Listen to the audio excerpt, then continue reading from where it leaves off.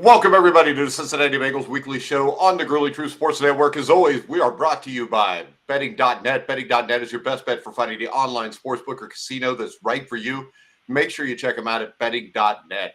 I am your host for the Cincinnati Bengals weekly show, Mike Goodpaster. Right now, I want to welcome in my co-host, as always, Ty Robbins. How you doing, Ty? What's up, Bengal Nation? I'm just excited for this game, 8 in a row.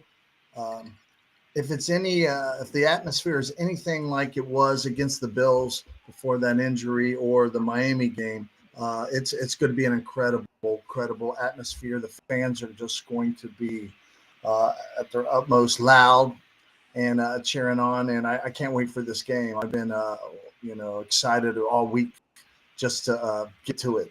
Right. So all right. And Ty just takes way too long when we introduce him, but we're going to go ahead here at Bengals Nation. All right. Also, we've got, as always, number 58, starting linebacker of the 1988 AFC champions, and should have been a national champion in college with the Washington Huskies, BYU, Joe Kelly. How you doing, Joe? Man, it's great. It's great to be a Bengal fan, man. It's exciting. Last week, it was kind of, we were something wasn't there. The edge was understandable with the everything that happened with DeMar Hamlin. I think our guys pros and took it like as even all the way from Zach to a lot, and still to come out, even though the Ravens say they rested a lot of guys.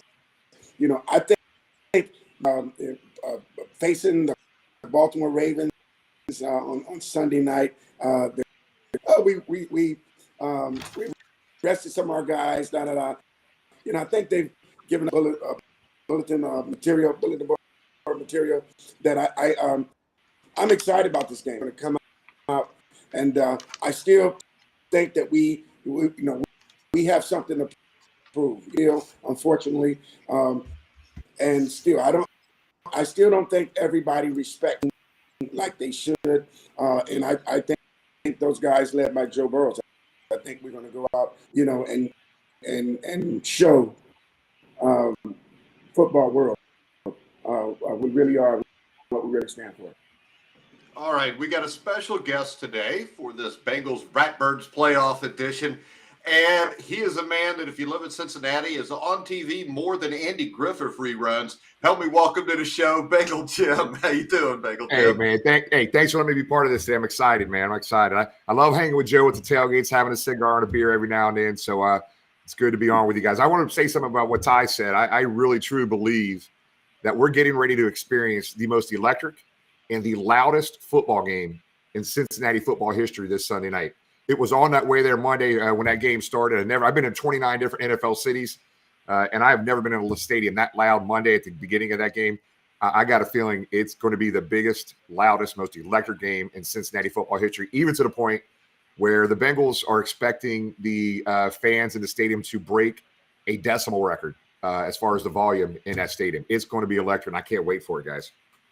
All right, now, we just got done with the Bengals-Ravens game last Sunday. The Bengals won 27-16, and I think a lot of the problems with the offense on Sunday, like you talked about, Joe, was the fact of, I think they were trying to keep it as vanilla as possible. You had a lot of quick shots to the boundary.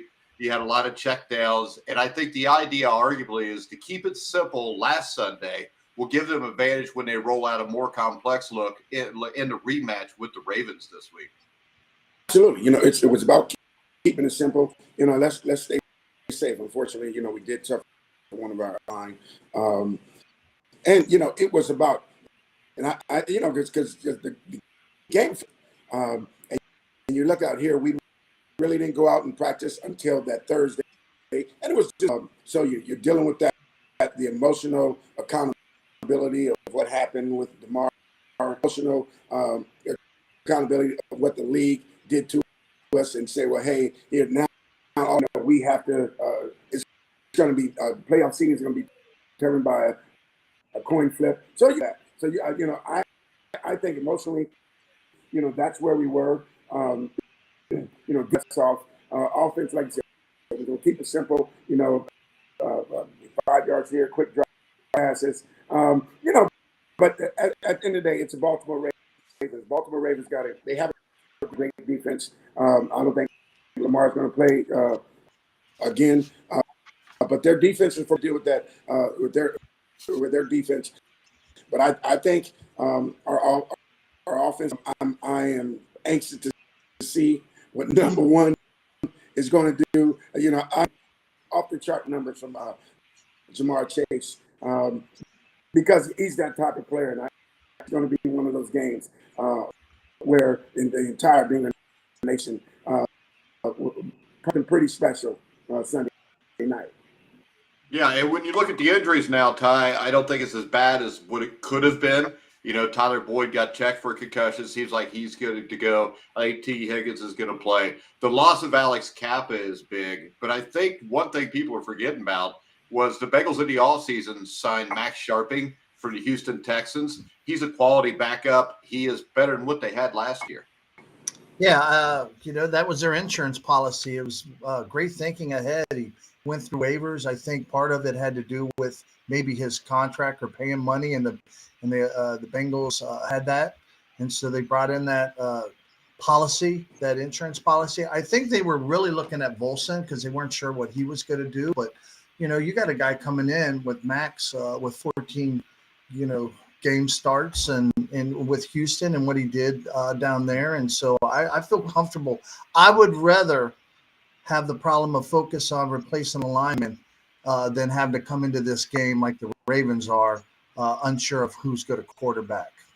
Yeah, and I know we were texting after last week's game, Bengal Jim, and you said you were worried. I was worried. I don't know if that worry comes from as much as what we've seen over the last 50 years or whether it actually exists right now. But when you look at this Ravens team, the thing that does worry me is I think they built this defense to basically stop the Bengals. And on top of that, you got J.K. Dobbins, you've got Gus Edwards, you got a tight end in Andrews, who are guys that actually the Bengals defense is very good, but those guys have to worry you coming into this game. Yeah, I think it's I just be very transparent here. I'm not worried about their offense, guys. I'm not. And my concern is the only concern I have is a low scoring game, a 13-10, something like that, because that means the Ravens are in a game and have a chance to win that thing. So I'm concerned about their defense, man. They're legit, man. And we have two guys on the right side of that line that haven't played a whole lot together in games throughout the year. So that's my concern. I think we can overcome it. Like Ty said, I think we can overcome that. But I'm never comfortable going into a game. This is a game, I think I looked this up the other day before our show. The Bengals are 17-10 against the Ravens at home overall. And I think we're 7-3 over the last 10 games overall against the Ravens. We have their number. This is turning into, I don't know, the old city near West Virginia rivalry. It's getting nasty. This is it's taking another step up, man. I got a feeling this is going to be the next decade of a very, very not already a rivalry, but it's going to get more intense as the year goes on with these two. All right, we got Joseph Michael who says, I can't wait to do some shots at the Bengal Jim tailgate tomorrow. You want to tell everybody what time your tailgate starts and where they can find you? First of all, we got to pace ourselves, all right, tomorrow, because we got to be in that stadium ready to go. The county and the Bengals are opening up the lots. The city and county runs lots an hour earlier than normal, so we're going to be starting at 3 o'clock. We'll be down there by 12, 1 o'clock setting up. We've got all kinds of great stuff. Bootsy Collins is supposed to be down there. We've got some other surprises as well. But 3 o'clock tomorrow, come and have fun. We will be shutting the tailgate down a little earlier than norm because they're allowing us to open up earlier. And we're going to get in that stadium early, and we're going to have that thing going in the stadium. It's going to get electric. So is the crowd as electric as it was in 1988 yet? Jim, it's eerily Joe, either one. similar. It's Eerily similar? Eerily similar, man. I think it wasn't until last year's playoff game against the me retiring, playing in Riverfront and going to, last year, that Raider game, it would put chills. I got to get chills right now. You walk in there, just the atmosphere, tailgate, people walk in the city, everyone, cook sporting goods. It was electric, man. And that Buffalo game, it was sort of like that. It was, and then you walked in lights, man, and the phones. this it was going to be something special. We go right away, we stop them, get a field goal, and we got even when the incident happened. You felt that electricity, and I think last week's home gets kind of getting emotionally unattached to what happened, because the last time died on the field, literally. So kind of took the air out of it, and then kind of feel a little better. But I think here, this is where where we are right now, where we're even, man. It has the makings of something, and I'm excited. I'm excited to see it. Yeah. All we need now is for Skylar Thompson to beat the Buffalo Bills tomorrow. No chance in hell.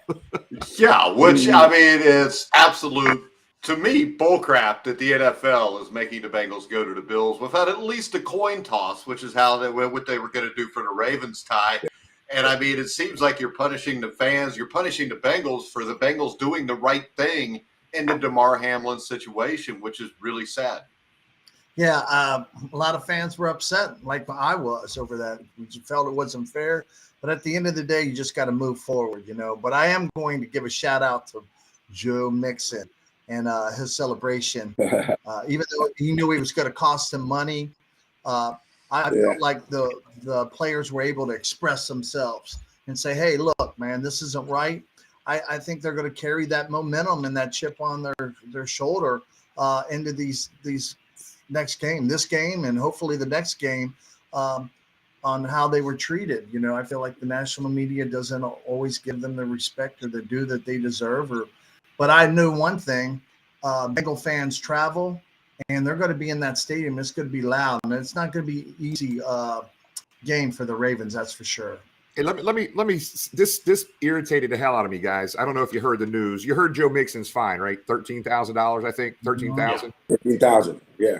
For a celebration, right? $11,000 fine to Mac Jones for trying to injure Eli Apple. Yeah. I mean, come on now. This hey, and it wasn't Mac Jones's first time doing that too, exactly. Because you remember last year, I think it was Brian Burns, the Carolina Panther, where Mac Jones fumbles the ball. And he's twisting Burns's ankle. Yeah. So basically, this is the NFL pissed off because Joe Mixon tried to show him up. 13,000 versus 11. Come on, you can't even put these on the same level, man. It's crazy. Yeah. And Jim, I saw one of your podcast, your latest podcast. I was watching, and I was standing down at the stadium when one of those guys had Roger Goodell with the nose on, and I watched security take that from him. And then when I saw yours, same thing. I feel like he's punishing, like he's pissed about what went on, and how the Bengal fans are responding, and so he's taking it out on them by just saying, hey, this isn't going to be on TV. You know what I'm saying? Yeah, I mean, and at the end of the day, I just want to be very clear that the security down at the stadium, and I know a lot of these people, they're really good folks. They get directive from the Bengals, and they get directives directly from the NFL. Some of the head security guys I talked to were very clear. They said, man, this isn't the Bengals. It's the NFL that is dictating this. And as I get it, but whatever, man, I don't care. Let's just keep winning. That'll make me more, man, when Goodell's there for the Super Bowl celebration, when Mike Brown's holding up the Super Bowl trophy. So it'll be like the old one, Rozelle giving the Super Bowl trophy to Al Davis in 1980 after he lost the fight with Al Davis on moving the team. All right, real quick, I want to remind everybody, Betty.net finds the best promotions, offers some bonus codes so you don't have to. Head over to their website now to take advantage of things like free bets and matching deposits. Make sure you check them out at betting.net. And also, guys, the one thing that we do have going for us is we're better than Buffalo anyways. So, just my opinion. Yeah, you look at the team, you think of the team, you think of how our makeup is. It's us. When we talked about, we're looking, when the season began, having to go to Tampa, kind of a tough schedule. And we in the beginning of the season, it was like, man, we have a tough schedule. Play them, they come here, so on and so forth. But then you've seen the mentality of the team change. It's like, we're going to Tampa. Tom Brady got to face us. Damn that, hey, man, got to face these teams, and you know, just the motto, you know, what about us?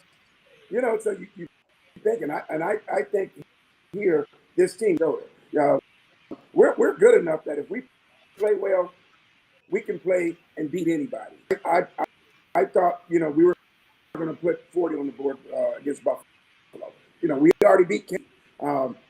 So you look at that. There's some, you know, the egos and 40 things, but, you know, I think in the AFC, when you're looking at Kansas City, looking at Buffalo. So, you know, going into this, man, I think this team is in it mentally. You're thinking about here what the NFL did, the fact that they $1,000, you know, knowing that when that Buffalo game, it wasn't the team stopped that, the players stopped that. I know that for a fact.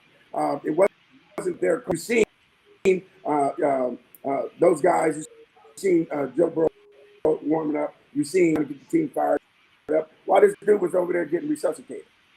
You know, so it wasn't their fault. You know, they're trying to save face, and they didn't want anything put out there in this nationally televised game last week. You know, and so, you know, people around the nation, you know, their eyes are on the Buffalo. And then you come and you see that the fanfare and things that were out there. You know, it was about saving face. You know, and at the end of the day, that's, you know, here, let's line up, bring Baltimore. I don't give a damn if Lamar was coming. Let's show up in the jungle, baby, and let's go. We're gonna make, you know, our squad. Man, I'm so excited to see these guys go out, man, and make plays and evolve and understanding as a player, you know, you feed off the crowd. Your energy, stadium becomes electric. I'm telling you, man, it can allow the, you know, to another level. Yes, sir. Yeah, and the great thing is we always hear about Arrowhead and Buffalo, how hard they are to play at. Cincinnati's the same way now. And I know that, I mean, all you guys, I think, are much older than me. But I've been around for a while. And we are. I mean, Ty is older, Joe's older, Bengal Jim's older. I'm a young guy here. I like this. This almost never happens. Throwing shots, Jim. He's throwing shots. Hey, Joe. I'm throwing shots. Jim's doing shots with Joe tomorrow. Hey, Even so. Hey, Joe, he's so old, he's dreaming reruns. Look at him. He's, you know. Oh, look at it. I mean, I ain't got a wrinkle on me because you're far away. That's why I like to sit back a little bit. But, I mean, it's just great, especially, Ty, when you hear them ask Joe Burrow what the window is for this team to win a championship, and he says, my entire career, I think we've waited our entire lives to have a quarterback like that. Yeah, he's changed his franchise, and there's nobody would disagree with that. I mean, he has really came in and been the leader and being the driving force in the locker room and being able to process as quick as he does. And now, you know, you just watch him develop these last couple of years and get better and better. And, you know, he's still got, you know, he's even going to get better as the years go. But to be able to process, get the ball out quick, I think that's going to help out the offensive line, especially the right side, that he gets the ball out so quick and he processes it. And yeah, he might have to check down because you know, the Ravens will probably play tough cover 2 and try to shut down the big plays. But you can't shut down everybody, especially that trio. And he's gonna hit some passes over the middle, open up maybe some passes out of the backfield, play action for Joe Mixon, and he's going to light some guys up. That's what I'm saying. I'd rather have, you know, put my money on Joe Burrow than Huntley or Brown. You see what I'm saying? Yeah, and the thing about playing the Ravens is if you could shut down the run game or at least slow it down so you turn third downs into 3rd and 4, 3rd and 5, I think they're going to be successful. My question, though, and this could be for any, we'll go with Bengal Jim. What we've seen the last month is the Bengals kind of get away from running the ball, which does worry me a little bit. I mean, you had the first half in New England where they threw the ball 28 times. Does that concern you at all?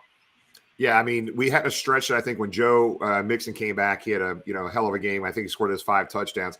they've got to be able to run the ball a little bit more than they are right now, man. That just helps Burrow out, obviously, man. But it is a slight concern, guys. Joe processes get the ball out quick, but man, I'd love for them to rip off some gash plays running the ball early in the game, man. That's really going to help us a lot. Yeah, Joe, your opinion? Yeah, absolutely. You think last week how the game evolved. We were moving the ball, but then it came to a stretch where it stopped us 5-6 series in a row. At the end of the day, it's a hardball team. He's a solid guy. He's a solid coach. He's going to, and the thing about it, he's keeping his team competitive, and that's due to their defense. They have a hell of a defense. We're going to face a tough defense. They have a lot of pride. They're going to go. Dobbins is back. We're capable and we're able. We're going to make more plays defensively than them. Joe Burrow, he turned into some Lamar type runs, man, and slipping out. Several sacks he got out of the game. And if we can establish the run, and get that mix with P. Ron in, he goes north and south. The guy's not gonna. I don't think I've seen him lose a yard. And then you got Joe Mixon. I think he's one of the top running backs in the league. The size and speed. If we're able to establish a run game, then it's not going to be close.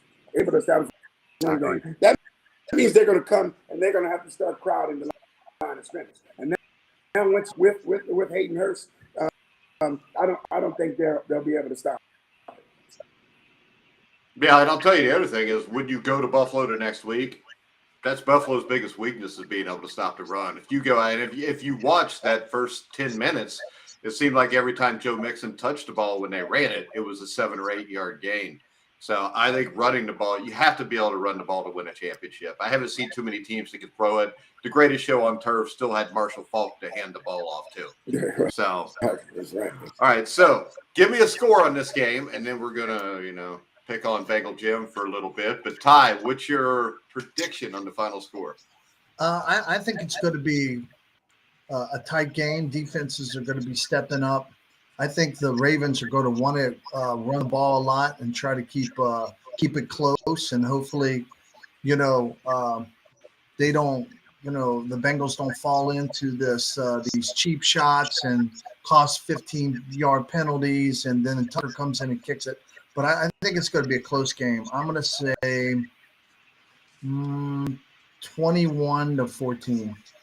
21-14. Bengal Jim. Joe disappeared. Where are you at, Joe? He'll be back. We'll wait for him to come back on. Last year, every game seemed like it was decided by a damn field goal, if you remember. I don't like a close game here. If this is a close, low-scoring game, man, I'm concerned about it. So they got Justin Tucker. So yeah, exactly. So I do believe the Bengals pull this out. I usually don't give predictions on scores, but I got a feeling, man, with this atmosphere, the energy that's going to be in that stadium, the players are going to feed off this. I think the Bengals win this 27-10, guys. Yeah, I'm going to go with the score I put up in the article I wrote, 31-13 Bengals. And like I said, Justin Tucker, I mean, you guys are old enough. You remember Gus, the field goal kicking mule, right? The Disney movie back in 1976. Justin Tucker's like Gus. Anywhere on the field, you just come in, bring him in, yell, "Oi," and he's going to kick the damn thing through the uprights. So Justin Tucker does worry me. I mean, McPherson is a hell of a kicker, but for my money, Justin Tucker's as good as I've ever seen. Now, let me ask you this. Bengal Jim, you started going to Bengal games 1981, started doing your tailgate party, mid to early 90s?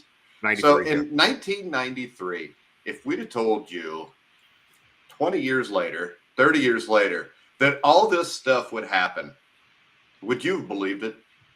I have to be transparent on this. No, I mean, I started watching Bengals football during their greatest decade. I think the 2 Super Bowl appearances. My all-time favorite players from that decade: James Brooks, Ken Anderson. I love all those guys. The decade of the 90s, however, was one of the worst decades in football history. Not just Bengal history, football history. That's how bad it was. You couldn't have told me. There's no way I would have believed you in the 90s if you would have told me this was going to be happening right now. And that's what makes it so much sweeter for all of us that have been around all these years. It's great for the newer fans and everybody that's hopping on board right now. We're good with that. But, man, those fans that made it through the 90s that are here today, it's that much sweeter. Yeah, I mean, it was absolutely atrocious. And probably the lowest moment of all that for me wasn't the 90s. It was January 2016 when Jeremy Hill fumbled the ball. And, I mean, that was to the point where, I mean, I gave up my season tickets the year before when they lost to the Chargers in the playoff game because I was tired of seeing my kids who were like 10 and 12 cry.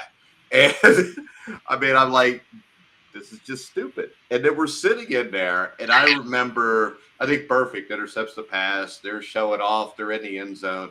And my son's freaking out. He's in tears. We're going to win a playoff game. And I just looked at him and said, this isn't over yet.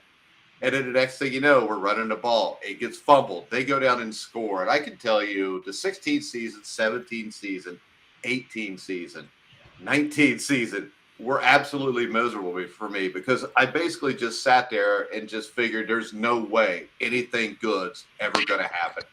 And that all changed when Jermaine Pratt intercepted that ball, Ty, last year in that playoff game.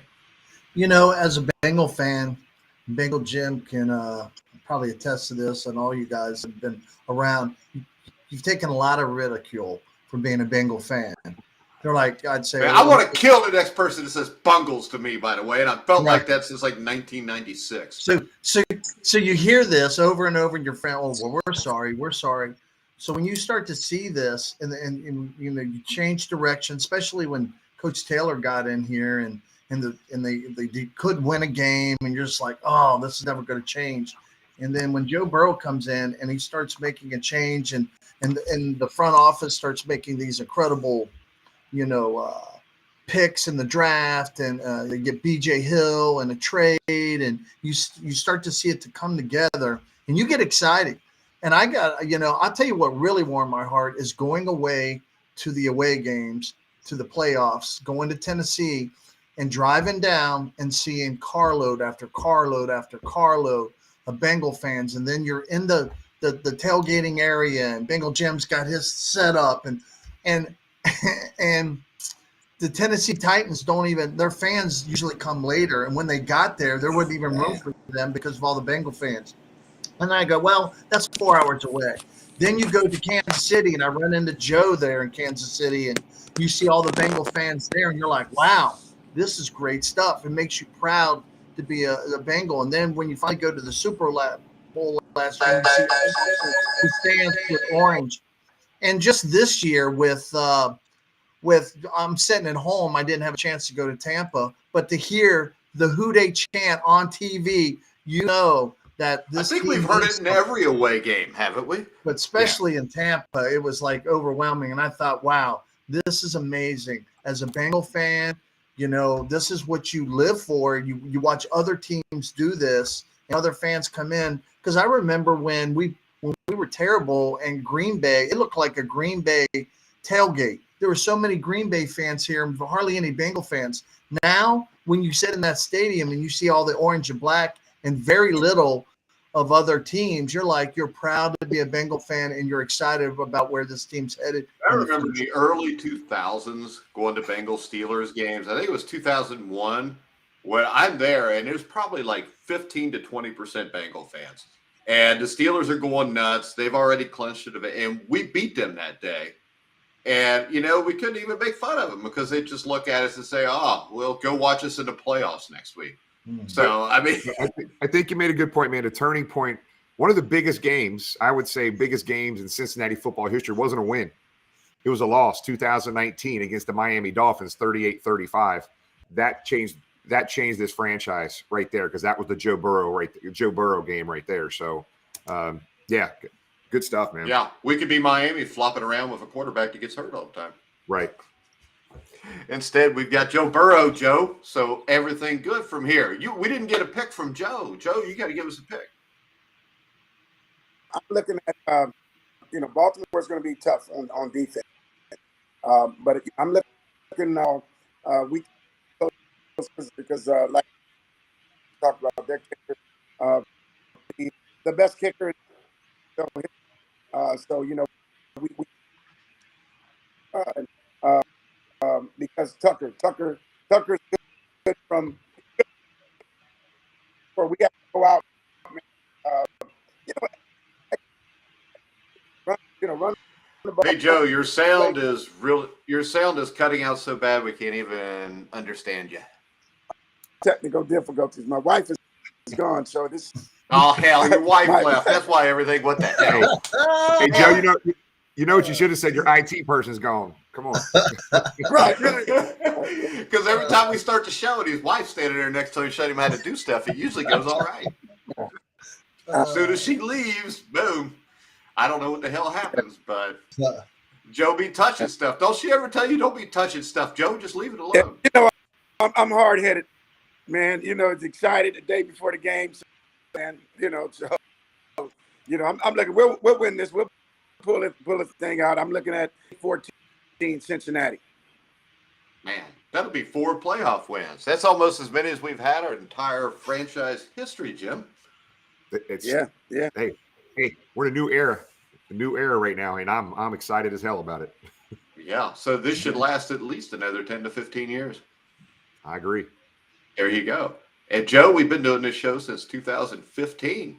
And there was years where we only did like 4 shows. We just do a show every 4 weeks because we were just recapping the same shit all the time. They got beat 28-3. They got no offense. They got no defense, and the coach is stupid. Let's see. So it's nice that's changed. I mean, there have been many times, Jim, where the game would be over. I'd call Joe, man, you really want to do a show about this? He said, not really. So it's what you get.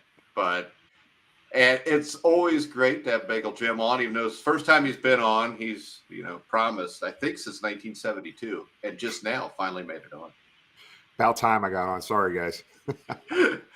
You're all right. Ty, any parting words? Now, watch this. Ty's going to get all pumped up when we give him parting words. No, he's like Jesse the Body Ventura back on the wrestling in the 80s. No, I'm just excited about this game. I can't wait. I'm going down with my buddies. We're going to tailgate, and just the atmosphere and the lights. I will give a shout out to Katie Blackburn and what she's done to get the fan experience excited with the fireworks and everything that she's done. So I'll be down there ready to go. Hopefully we break this record and we take it from Kansas City of being one of the loudest. So that's all I have to say. Well, hopefully we won't be able to take being the most obnoxious away from Buffalo or Kansas City, though. We could just be the loudest. But I'm just saying, Bills fans are kind of annoying. I don't like the Bills. I don't care what. I didn't like the Bills before, and I still don't. Jim, how about you? Do you like the Bills? I think I good. Hey, look, here's my take on this. I've been to 29 different. I like them because we always beat them when we play them in the playoffs. So. It's a good point. I've been to 29 different NFL cities, and I have this fan douchebag scale. All right, Buffalo's kind of right in the middle. There's some really good people there, but there's absolutely some obnoxious people there as well, buddy. Who's at the top of that scale? Oh, dude, you're gonna be surprised. Cleveland's number 1 city up north. They're the absolute worst. I mean, you talking about some trailer park trash up there, Mike. I'm just telling you. I went there 1984 is the only time I went to Cleveland. It's the game where Anthony Munoz caught the touchdown pass and everything, and the Bengals win it in overtime. I think we were down 17-7 with like 5 minutes left. And to tell you the truth, it was probably about 50-50 Bengals and Browns fans, and everybody talks about how great Browns fans are.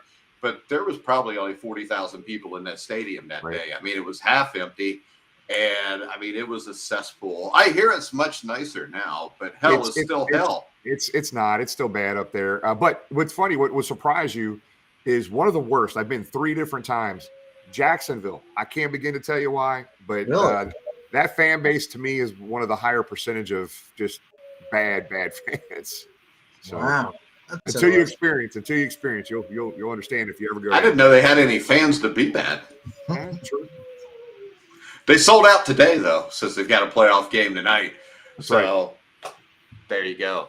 All right, Joe, any final words? Or do we need to wait for your wife to come back so you can speak clearly? No, brother. So, it's an exciting time, man. Like we said, this is a big different Bengals team. I think the organization as a whole is different. they're allowing the fan base to become what I'm excited, man. Been going around today and just kind of feeding off the energy. I'm downtown, so I'll have, fans listening to, people from Bengal. We come in tomorrow, the way. All right. Are you done, Joe? You're breaking up real bad. We really need to have your wife sit with you in every show. Bengal Jim, you got any final words? No, man. Thanks, guys, for having me on. It means a lot. And guys, just anybody that's watching this is getting down to this stadium. I'm serious. Relax today. Hydrate. Stretch. We don't want you pulling muscles when you're jumping up and down the stadium. Let's get ready. Get in that stadium early. And you better not be able to talk Monday or Tuesday. Lose your voice in that stadium. Get loud. And let's help this team get to victory tomorrow night. All right, guys. Bengal Jim, you want to tell everybody where they can find you guys' podcast? Yeah. Just you can Google, Facebook, Twitter, Instagram, YouTube, talking football with Bengal Jim and friends, or on other social medias, Bengal Jim and friends. Bengal Jim's Before the War tailgate experience. Find us, have fun. A lot of Cincinnati football history videos, a lot of videos from the 60s and 70s and 80s and 90s. We want to make sure we don't forget our legends, our OGs like Joe Kelly, ever. And we're gonna keep focusing that on all of our social media platforms as always. All right, guys, and remember, betting.net finds the best promotions, offers some bonus codes so you don't have to. Check them out at betting.net. All right, you can follow us at Grueling Truth. Make sure you follow us on YouTube, like, subscribe, all that good stuff. You can click on the link in the description down below to find our top-rated sportsbook for betting on this weekend's games. That's SI Sportsbook. Make sure you check them out. But for now, guys, for Ty Robbins, Joe Kelly, Bengal Jim, I'm Mike Goodpaster. You've been watching and listening to The Grueling Truth, where the legends speak.